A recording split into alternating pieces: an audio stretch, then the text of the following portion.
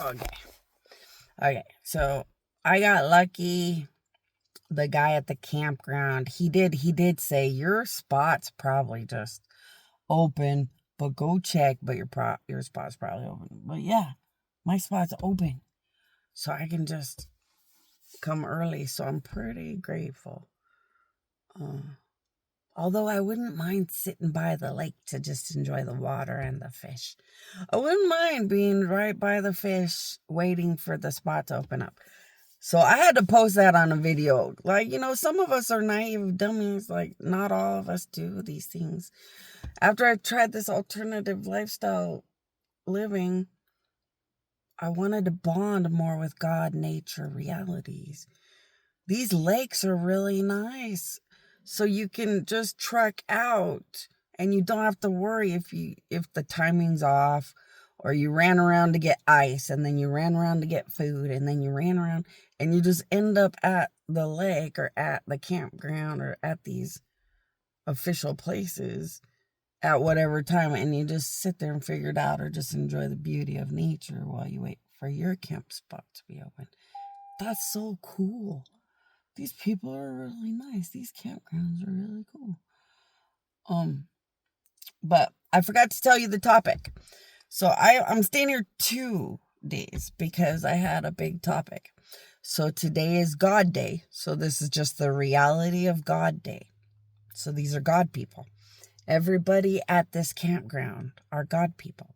Whether they know it or not, I'm going to show them they're all God people. And they might be like, I am definitely not even religious. I don't even like religion either.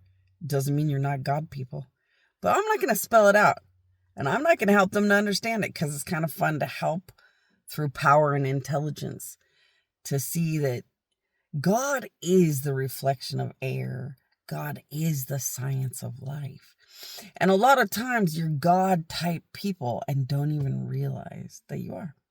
Just like you can live by the power of your aura and you don't even know what anyone's talking about if they ever told you that you do.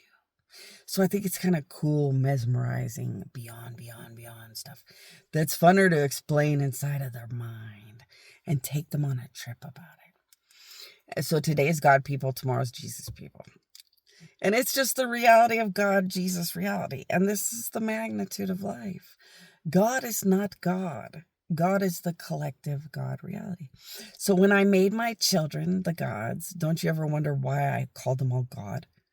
And doesn't that seem rude? Like, your son, God, your daughter, God. Like, wouldn't they want to be, I don't know, not all God? And I thought when I created my children the gods that I was very loving and very wise.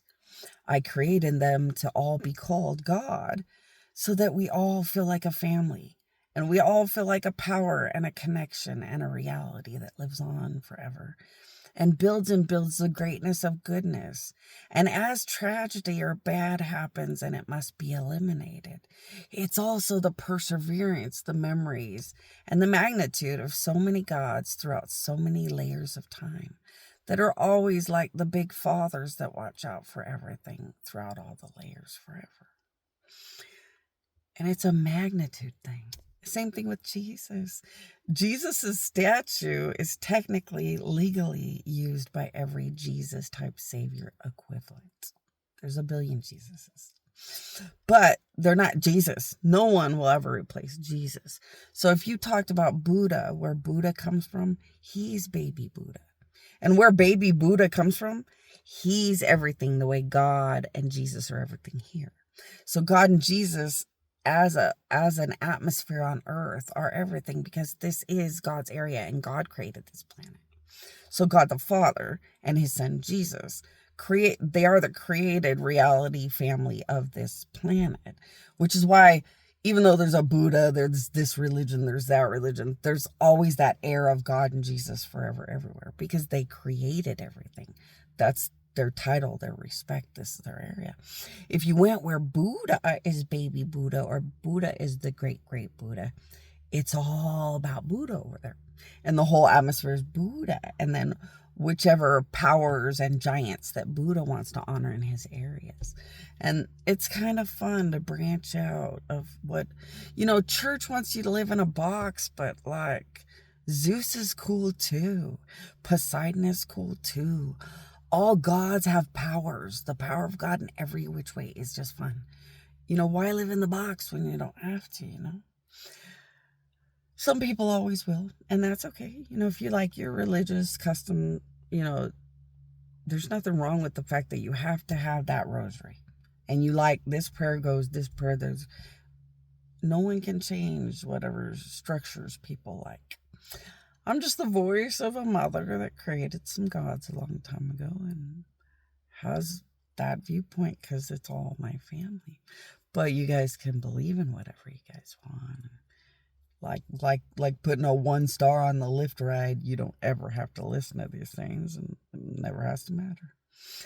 But anyway, so today's the God day, and tomorrow's the Jesus day. And this is just drenched in God and then drenched in Jesus. But it's not literally God and Jesus. It's the reality of God, the reality of Savior Jesus type reality. And the reality of what it all means. And how it's all connected to all of life. And the reality that God is like a word that's just connected to all of life and existence. And the fight forever for the greatest good to always persevere and rise above. It's just like the story of spirituality and goodness and reality. And you could turn anything into a billion religions, and that's kind of fun, but I don't know. This stuff's kind of fun too. So I'm just going to take people on trips as they come in here and come out. And sometimes they come in here and I don't do anything with them until they get home. But they're all realizing that when I show up here, big things happen.